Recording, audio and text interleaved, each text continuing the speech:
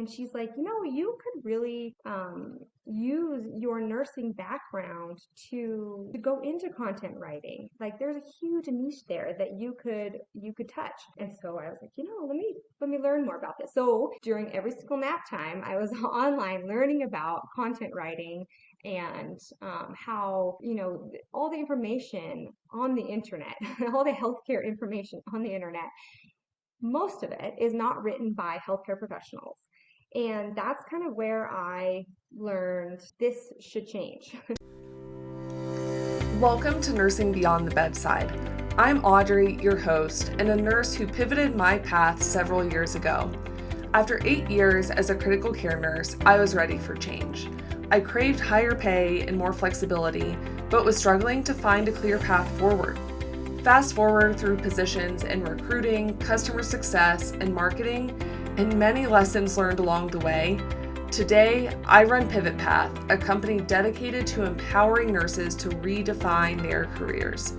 This podcast is designed to help you navigate the journey from clinical bedside nursing to a fulfilling career that aligns with your passions and goals.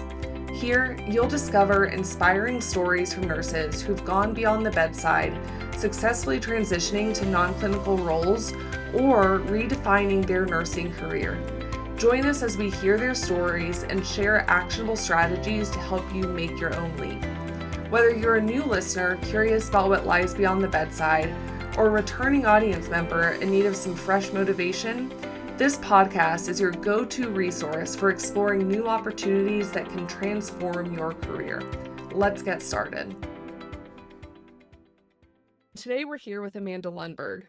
With a dynamic blend of clinical expertise and creative flair, Amanda has spearheaded the Locksley content team as a health content specialist.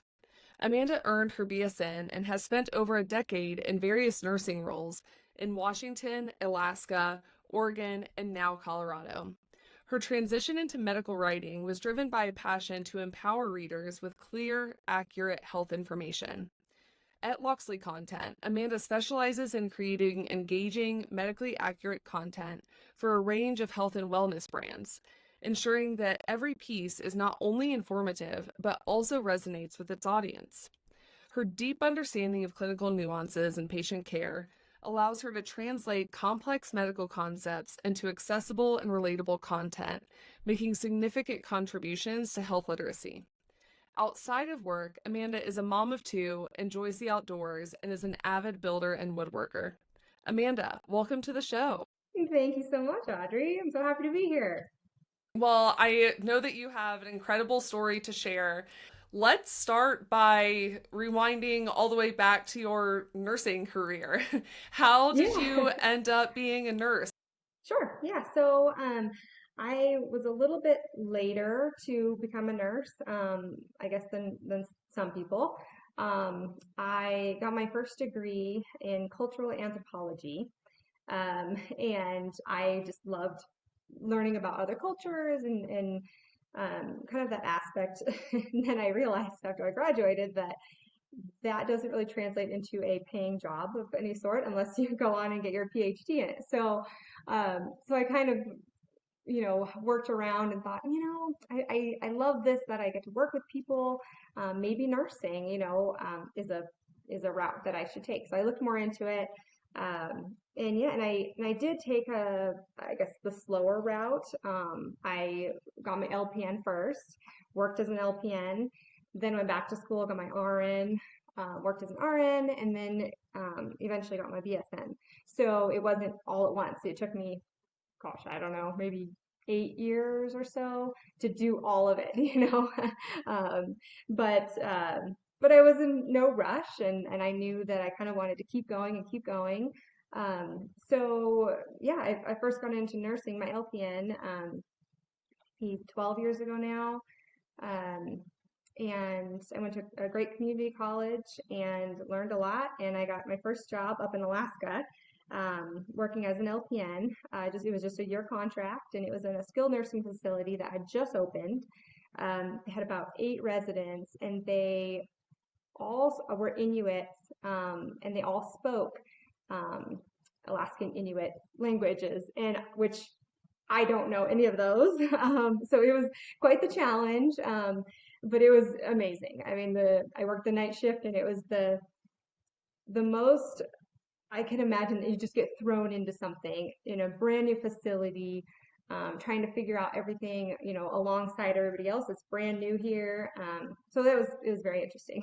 So that was my first LPN job, and then I moved to Oregon and worked in a clinical, clinic office based, I guess, and uh, and so I learned a lot. I moved around from different departments, helping out wherever I could.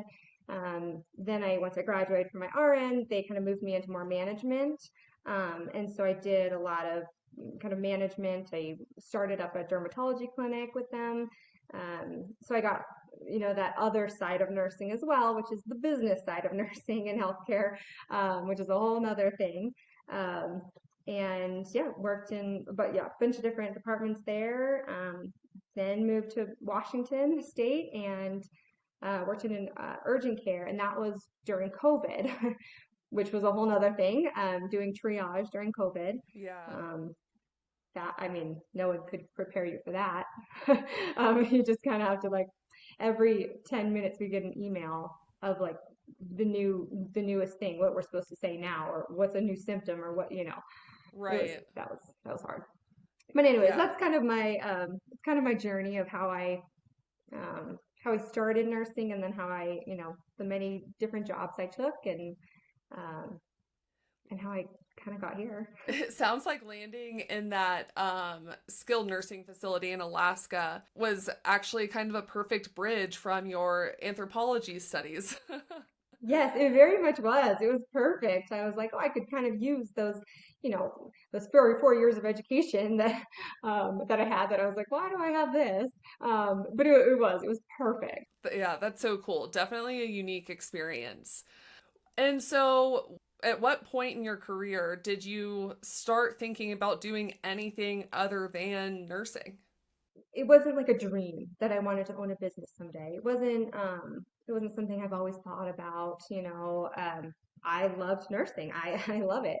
Thinking back, nope, I have not had a nursing job that I didn't love. I absolutely love all my bosses. I love my coworkers. I mean, everybody has their issues with, someone, but or the days that you're like, oh man, this is hard. But I loved it. I was very happy. So it was out of a necessity for my family, actually. I had a second child, and I could not find childcare for him. It's childcare, and this was in Washington State, but I know this is nationwide. It is such an issue. There's just nothing available. The wait lists are years long.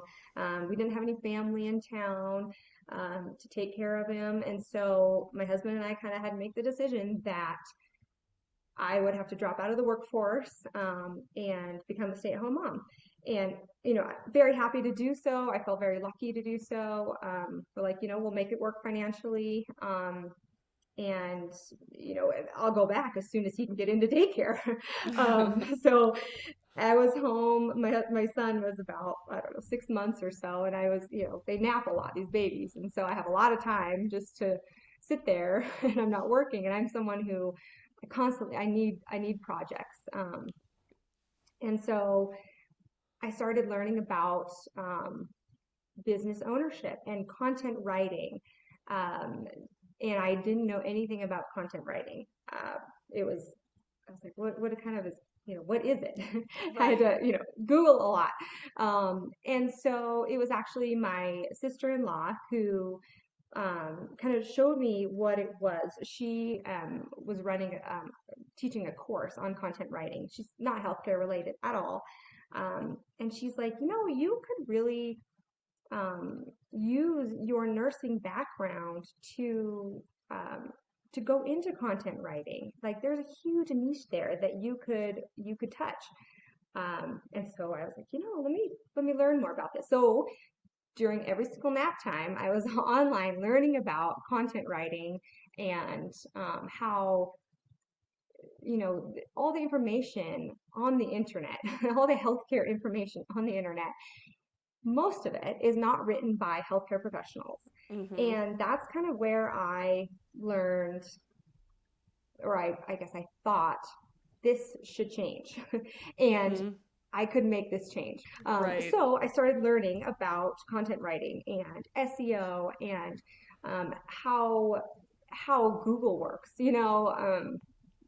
It's just there's so much out there. So I just spent a lot of time learning, and eventually I got my first client to do content writing, and I did content writing alone for a couple years, and then it kind of morphed into um, starting an agency, so a content marketing agency for healthcare brands. So I work with a team of other healthcare providers, whether that be nurses, doctors, nurse practitioners, PAs, some MAs. Um, they all have a healthcare background, and so we work with clients, healthcare brands that that need some sort of content, which is everybody needs content, Yep. on not just the internet. Some print things that we've done, email newsletters. I mean, you name it. It could be anything. So that's kind of how I started this company. Was really out of this necessity for daycare, and my son eventually did get into daycare, but I was already kind of with this rolling, and I was like, I think I can really make this work. So, yeah, haven't gone back to traditional nursing since. So there's a couple of things in there that I want to revisit because I think that to your point of when you first heard about content writing, you were like, what even is this? Like, what does it entail? And so, and you mentioned this a little bit throughout your story too, but what types of things are you writing? Like, I know for me, like blogs and white papers and like patient education materials come to mind, but what all would you describe as being wrapped up in the content writing umbrella?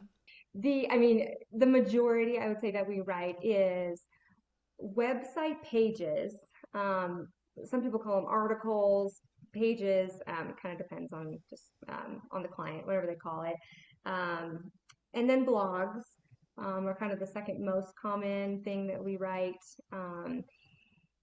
And I did an ebook. So something like I said, email newsletters, any kind of patient education, and most of it is online. We've only Mm-hmm. done very, very small things for print just because not a lot of people do that anymore. So it is mainly all online things. Um, and even questions for nursing exams. I mean, that sort of thing. I mean, that's Mm-hmm. you know goes a little bit away from what we typically do, but hey, we can do it. It's content. Yeah. I mean, content hmm writing is so broad. What steps did you initially take to start educating yourself on what exactly this meant, and B, starting to market and like position yourself as someone who could fill this need for businesses? there's so many um, uh, classes, courses online. I took a lot through HubSpot. They have a lot on just general content writing, SEO. So just taking those classes. I used to go to the gym and I would walk on the treadmill and I would just watch, on my phone, just watch these courses. And there's little quizzes at the end. And it was fantastic. They do a great job. So that was kind of how I educated myself. And like I mentioned, my sister-in-law, luckily I had someone who did content writing. So I could ask her all these questions. She was fantastic. She's also, obviously a good friend of mine. She's my sister-in-law. So I feel like, I had that direct line that I could call her at any time and say, okay, I have a question on this, and she's been doing it for a while. She used to work in the corporate sector doing content writing, and then she, went out on her own and did freelance.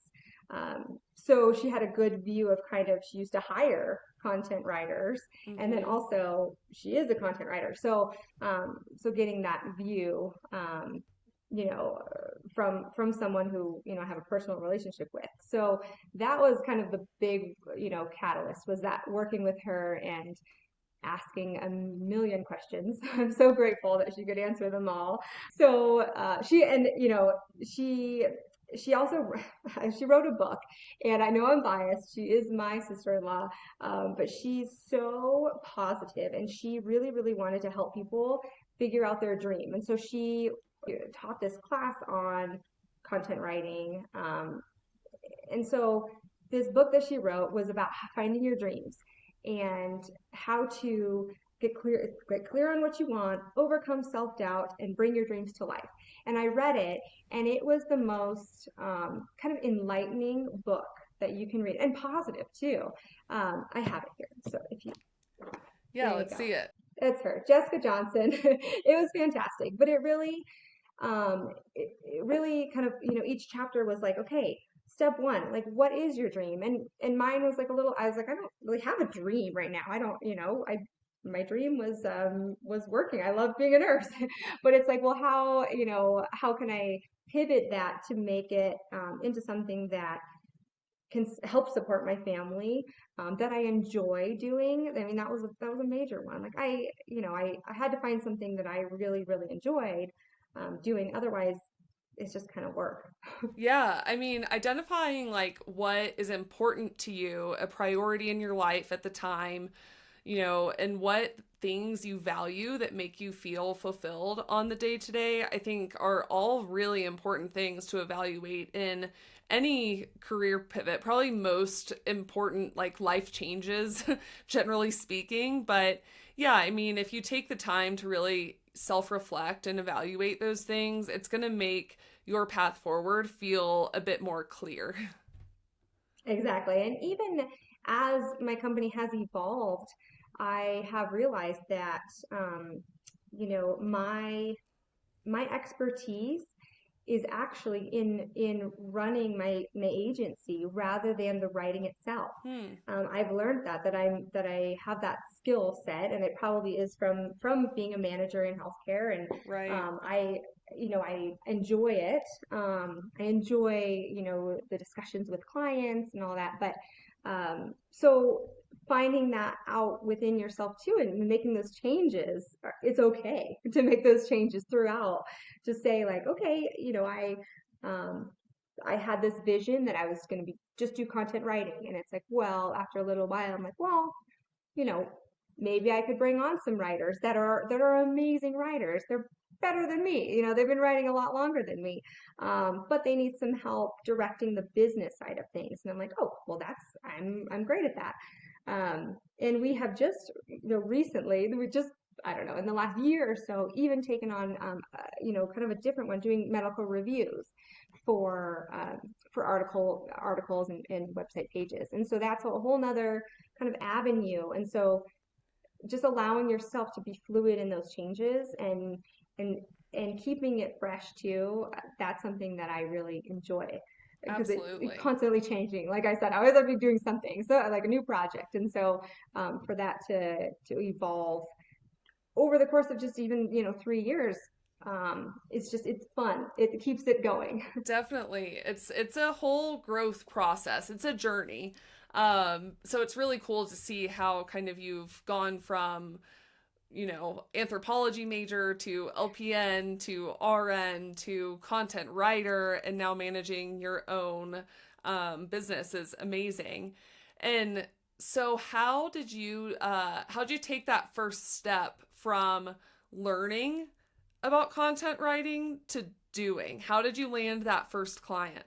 Well, to land the first client, I'm someone who I want to have all my ducks in a row. I Uh-huh. want to have my website up and running and looking beautiful. I want to have, my portfolio polished, and you don't necessarily have to have all those things, but I'm someone who that's how I work.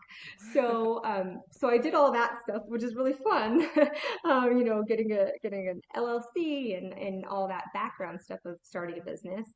I talked to a lot of people. Um, I, you know, from I'm very, very lucky that I come from a family of entrepreneurs. And so both my parents are entrepreneurs. My brother is an entrepreneur. My sister-in-law is an entrepreneur. So I had the backing of that, of my family, to sound things off with them, ask them so many questions, and then making the connections with people that know more than I do. For instance, just starting the company alone, an LLC. I mean, I could look online how to start an LLC. The tax implications of that, I had multiple one-on-one conversations with my accountant, and I had so many questions. What's the difference between an LLC and an S corp, and Mm-hmm. what kind of tax implications will this have for my family? And so all these questions. It's just like I was surrounding myself with people who knew way more than I did, and so I mean, I just that first year I asked so many questions about about how to start a business, and then the first client that I got was not a paying client, and this advice came from, I think, a couple different people that I had talked to, but it was volunteering my services for Mm-hmm. nonprofits. So I reached out to a local nonprofit in my town that I was living at and just said, hey, I see that you have a newsletter. Do you have anybody that writes these newsletters? Would you like me to write one or two, or whatever? Yeah. And they jumped on the chance. I mean, free writing. They loved it, and I did a couple of articles for them, and that really kind of was a jumping off point, Mm-hmm. to getting actual paid clients, which was great. That's the ultimate goal, and so that helped with the um, the portfolio building, Right. and so that was when I also I was the hospital system that I was working at before. I also reached out to them because they're a huge hospital system in the Pacific Northwest, and so I'm like, I know that they have people who write email newsletters. I know that they have um, you know they must contract with, I didn't know who, but I was like, I know that they do. So I Yeah. reached out to them and just said, hey, I've recently worked for you guys, so I know kind of the ins and outs. Is there anything I can write for you? And they did. They were able to give me a volunteer project, where I was a ghostwriter for one of the doctors, in a local newspaper. He was writing an article about sunscreen. And I have a background in dermatology, and I was like, this is perfect. So I wrote it, and he signed off on it, which is very common in healthcare. A lot of the doctors, have ghostwriters. And I think he loved that the ghostwriter was a nurse. Like, I Mm-hmm. mean, he's like, this is great. Like, she knows what she's talking about too. So that, just those volunteer ones, were a good way to kind of get that portfolio up and running. Absolutely. I've been on the other side of that where I've been the content marketing manager at a company and have received just a cold email in my inbox from a writer saying, hey, I have a background in this. I've taken a look at your website. I think that I could contribute an article like on this topic. And I loved getting those because I, of course, just like anyone, I had a budget to work within, and it was like great, yeah. And depending on what their background was, like I would have them tweak the topic just a little bit so that it fit better like with our brand and our SEO goals. But yeah, I mean, that is such a great place to start. And I think that some people hear like you worked for free, and like that sounds kind Right, of crazy, but it's like that's not a forever thing, obviously. right, Like you right. kind of have to establish yourself and your portfolio and like have some work to show before anyone is going to want to pay you. So that's a fantastic way to start. Right, and it's a win-win for both parties. I mean, Absolutely. the content manager gets free work, and then you get something to add to your portfolio. It's like, this is great. Yes, totally. And so just a couple of things. I know that we've both thrown out like a couple of terms that, a nurse at the bedside may not be familiar with, like SEO or ghostwriting. Can you give just like a very basic explanation of both of those things to kind of give them an idea? Yes. So SEO is search engine optimization. Um, And I mean, it is a whole, I mean, I'm definitely not an expert. I don't know how you can be an expert unless you work at Google at the very Right. top. Um, but it is because it's constantly changing. So what it is basically how Google or search engines, I just use Google because it is the biggest search engine, um, how they rank website pages. So when you search something in the Google bar, that first page that comes up, those first little snippets where, there's just like, I don't know, 100 words, maybe not even, um, come up. That's called SEO. So Mm-hmm. the ultimate goal for a website is to get their page, their article or their blog or a link to the website, their pages on that first page of Google. Right. Because the statistics are that if you're not on that first page, not a lot of people go to when you're searching something, how often do you go to the second page of Google? It's like, Never. probably not. Yeah. Like Yeah. Google's pretty good about, if you type in what you're looking for, like there it goes. There it's right there.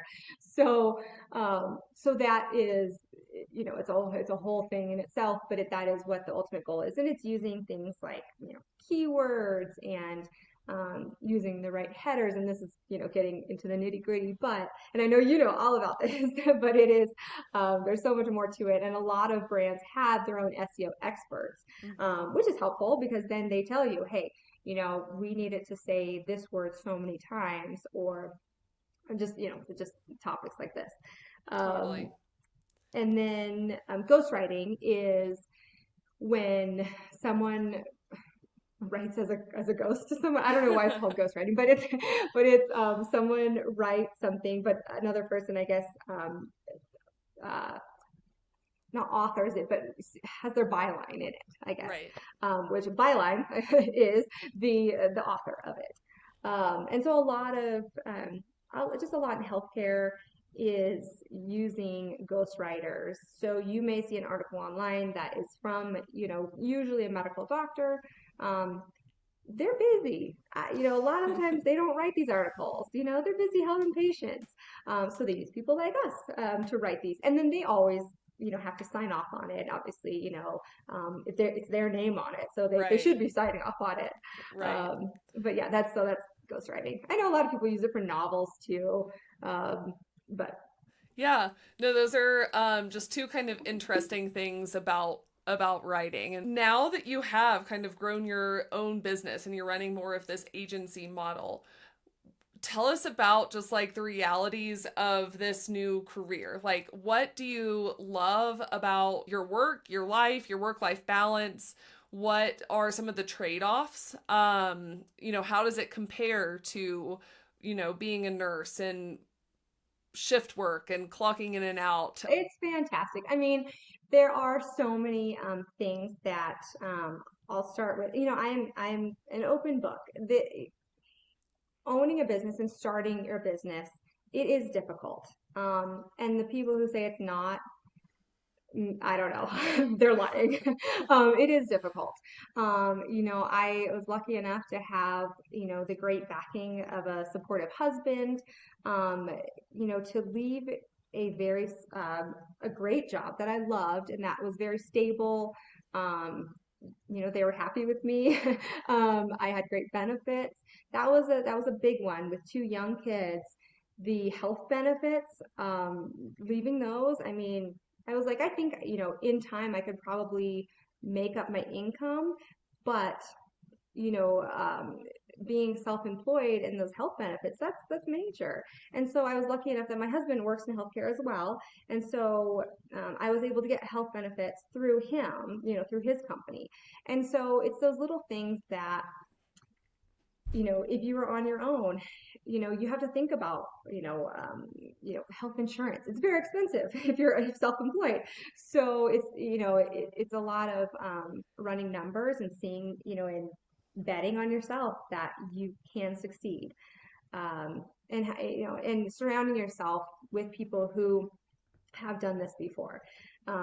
It doesn't have to be exactly the same type of business, but it's someone um, who knows the struggles. So, I Right. know there's a lot of great business coaches out there that can help you, work through those. And it's an investment. I mean, the coaches aren't free, but it's really, really helpful to have someone in your corner and, helping you think through these things, these decisions. Um, there's so much to starting a business, um, that you don't want to kind of wreck yourself financially starting something out. Having some savings to kind of, give us that buffer between, between when you start making money and when you leave a job. Mm-hmm. I don't recommend just, leaving your job the next week deciding that you want to start a business.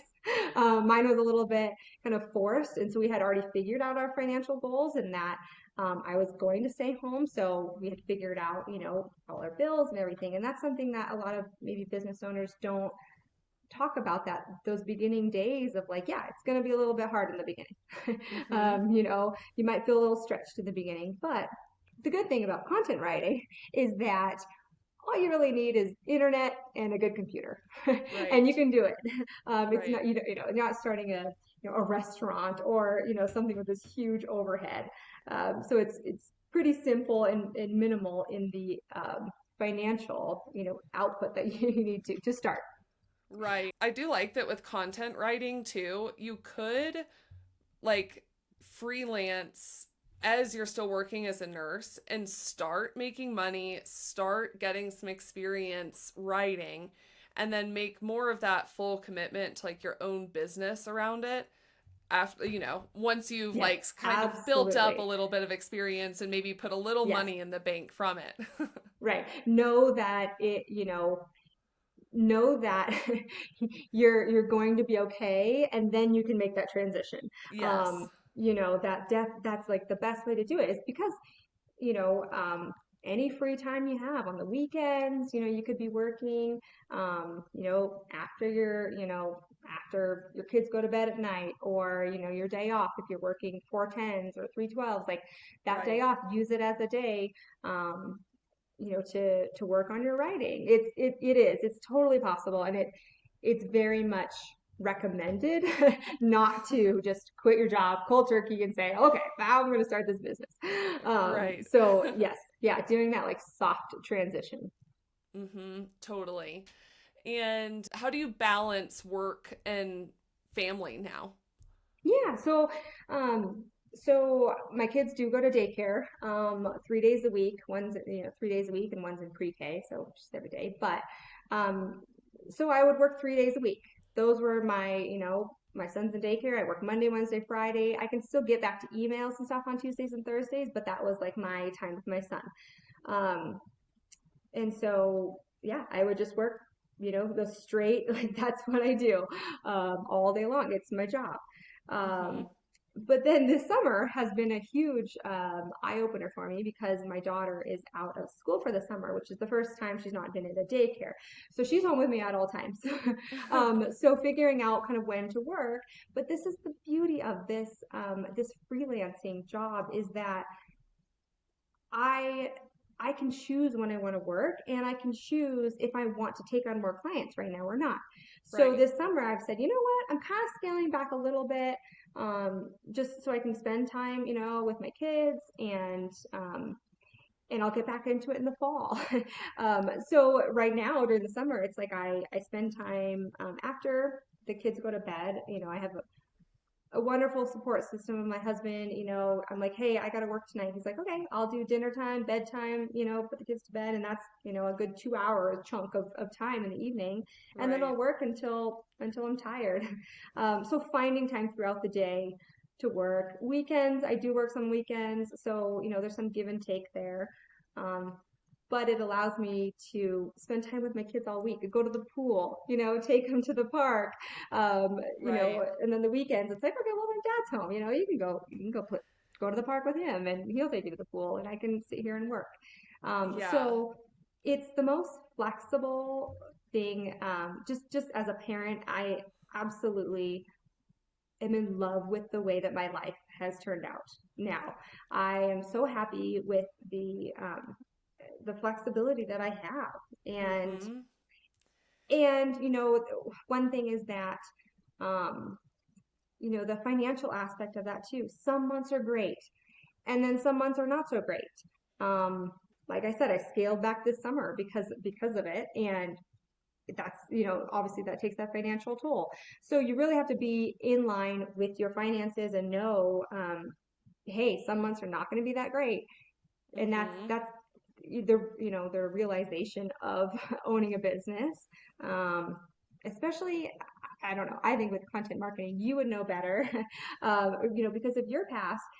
Are there some, it seems like to me, there are some months that are better than others, and sometimes of the years that are better for Mm-hmm. content. They just looking for more content, and some that aren't looking for as much content. So um, it kind of ebbs and flows.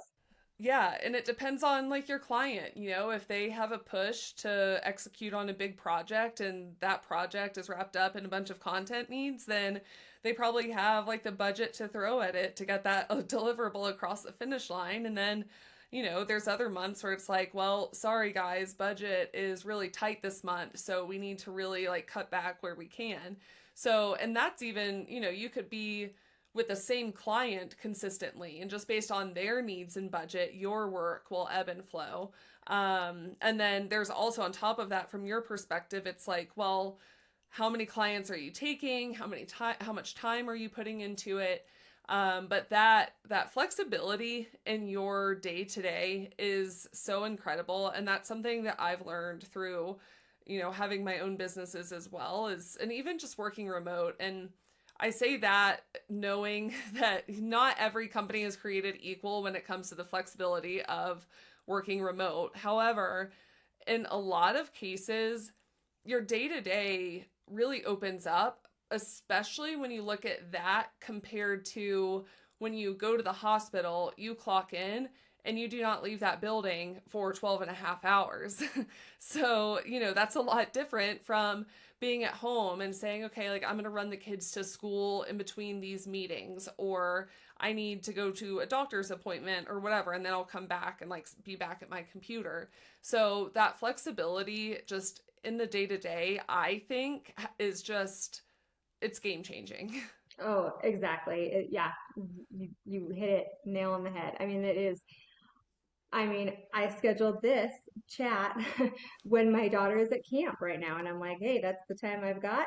And it's so you work around your family, you Right. work around things that you want to go do. I mean, we were golfing this morning, because it's a beautiful morning. It was like there's so many things you can do, and I remember during COVID when I was working in the urgent care, when everybody got to work from home. Everybody worked from home. Right. And I was mainly doing telephone triage. I mean, we'd get the occasional person that walked in, but I was like, I can do this from home. Why can't I work from home? And it just, in healthcare, there's just very, very few jobs that you can work from home. Mm-hmm.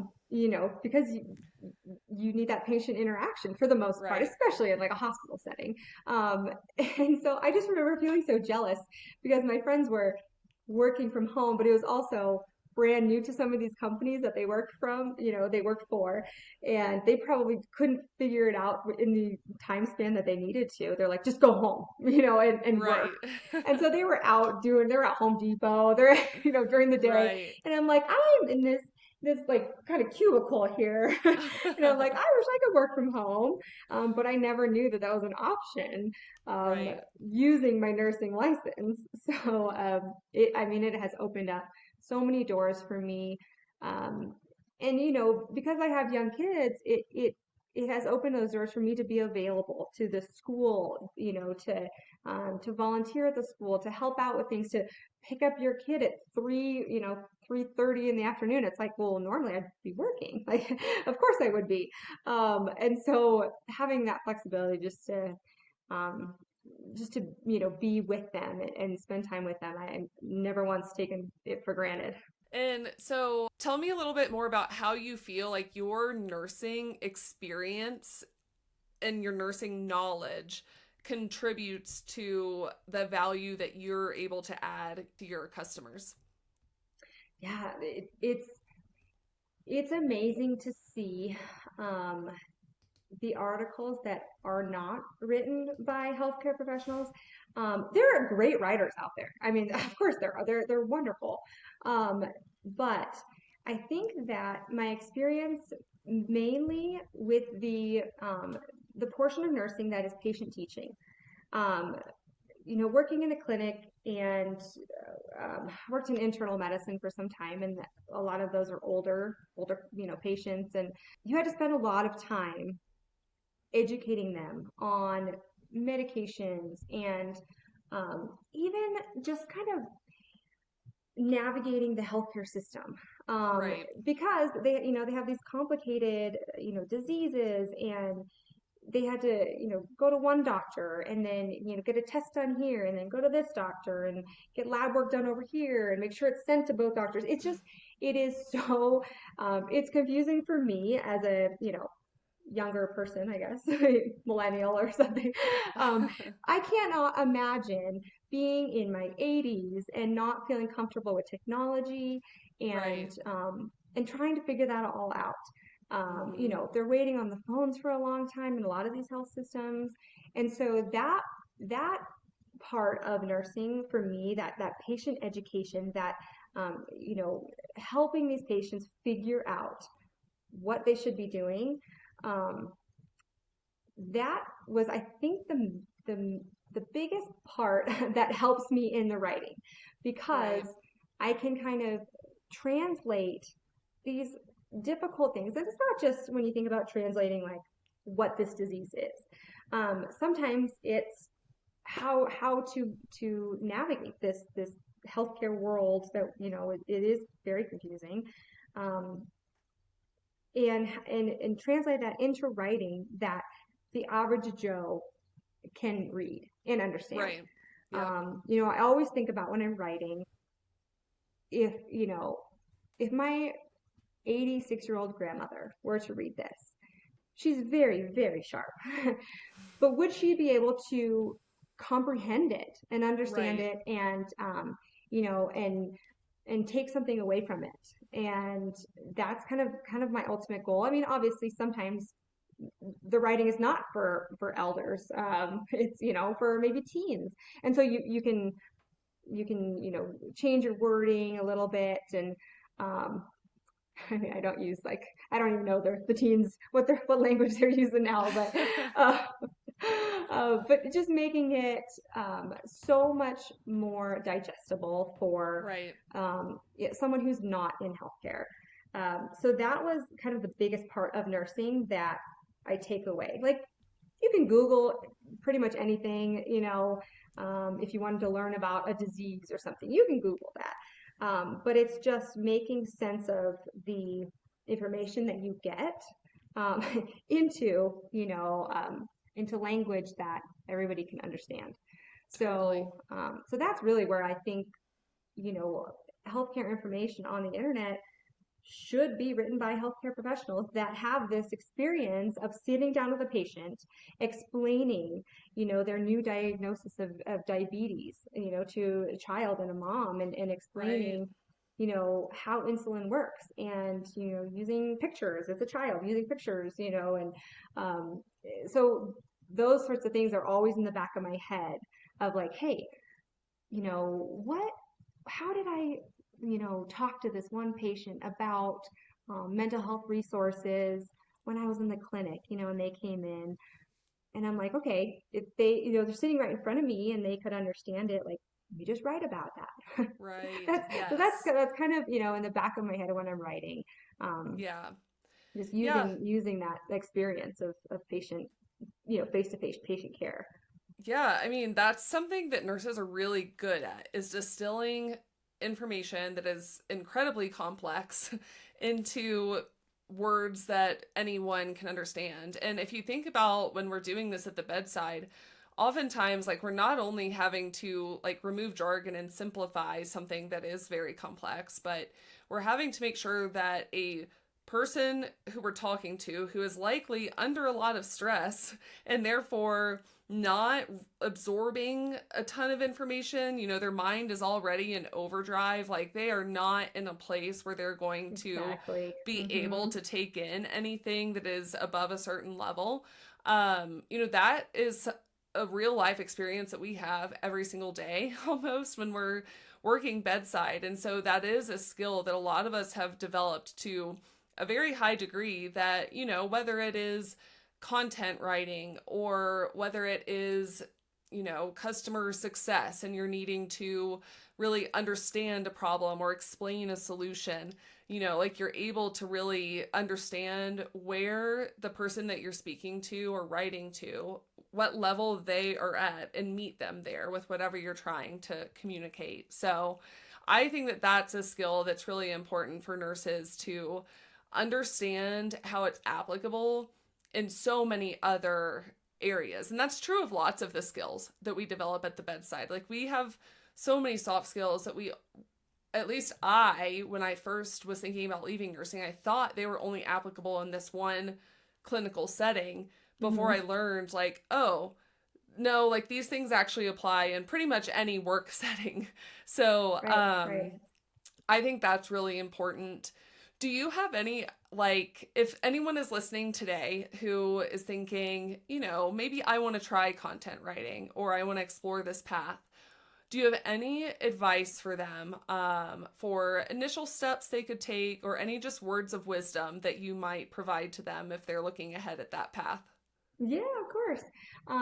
The first thing I would say is looking, like, I mean, if they're still working as a nurse, kind of doing some introspection in that every time that you have a patient interaction and you're discussing something with a patient, you're explaining something, um, review that with yourself at the end of the day and say, like, okay, I made that easy for them to digest that information.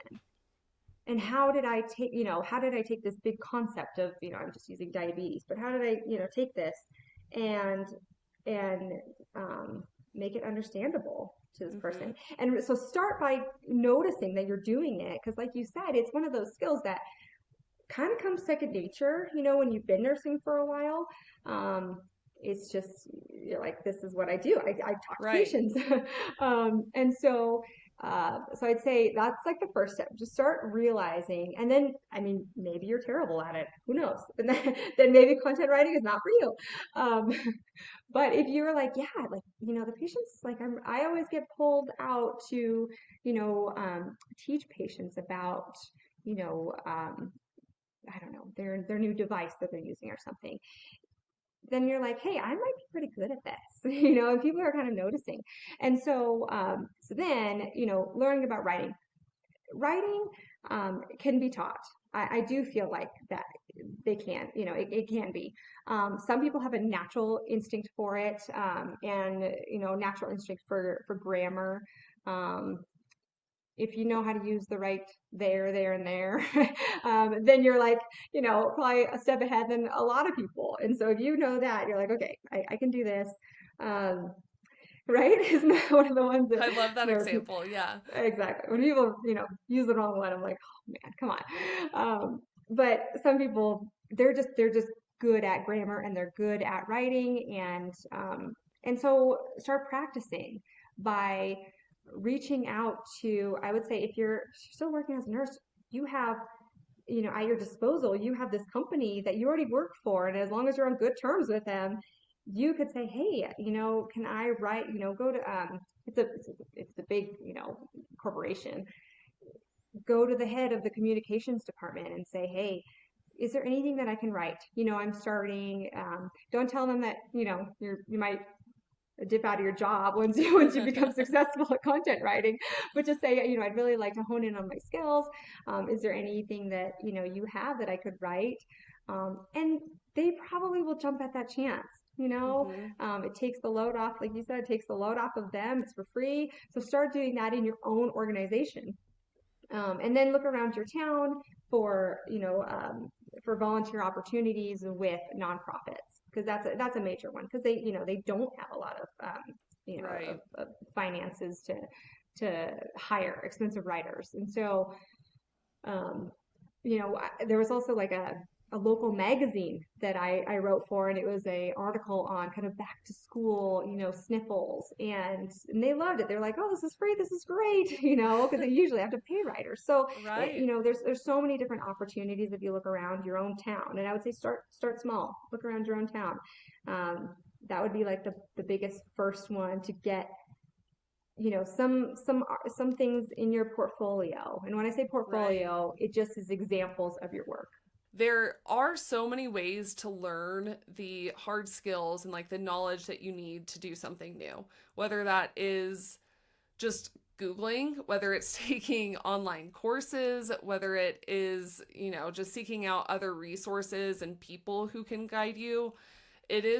There's so much information everywhere in today's world. And so I think that a lot of nurses get held up on like, well, how am I going to, I don't know anything about that. How am I going to learn that? And I think I experienced this myself when I thought about, leaving the bedside to do something new.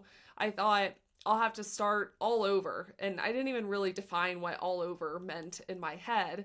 But I think it comes from this place of healthcare and nursing is so regulated. Like we go to school and we get this specific degree to do what we do, and then we specialize and we get additional certifications to do that specialty.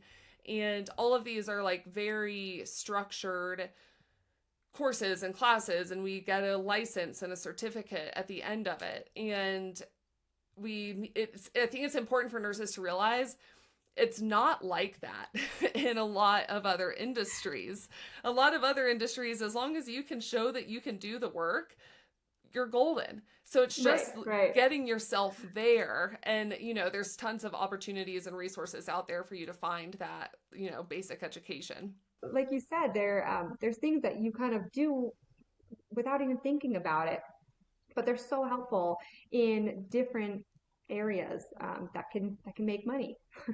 Yeah, it's so true. You can, it never hurts to try. And like we mentioned earlier with content writing, it's one of those things that you don't have to have one foot, you don't have to have one foot all the way out of the door with nursing in order to start trying with writing. So I think that makes it unique, and that you're not totally leaving one thing for the other. You can, Right. that slow start. Yeah, and there's a ton of resources online. I mean, of course there is, there's everything online, but there's courses, to help you learn how to specifically content write, because they teach you about, the basics of SEO, and they teach you about the basics of finding clients, and, um, just everything that kind of goes along with freelance content writing. They can teach you, and it's investing in yourself and in your goals that sometimes that can be scary. If you want to shell out money to take a course that you're not quite sure, but it's like, hey, if you want to try it, like, go for it. The worst that happens is that you don't like it. You're like, okay, well, that was a waste of money, but you know hey, at least you tried it, and now you know that you don't want to do that. Or it might show you a kind of like maybe a side path that you're like, oh, like I don't want to do exactly this. Um, but like for me, hey, I'm really good at running this agency, and so it's finding those, um, you know, the mix between what you're really good at and also what you love to do. Yep. That's like the ultimate goal in life, right? I mean, I've made it. I know, I'm super happy because of it. Yeah, make money doing what you love. That's what we all want. Exactly. Yeah. Amazing. Well, Amanda, thank you so much for joining me today. If anyone's interested in reaching out to Amanda, you can find her at www.locksleycontent.com, and I'll also leave her contact in the show notes below. We'll see you next time. Thanks for tuning in. Don't forget to hit subscribe to keep up with our latest episodes. And if you were inspired by today's conversation, I hope you'll share this episode with someone who'd love it just as much as you did. If you're ready to pivot your path, visit the job board at jobs.mypivotpath.com. And if you have any questions or just want to say hi, feel free to email me at audrey@mypivotpath.com. Thanks for listening, and we'll see you next time.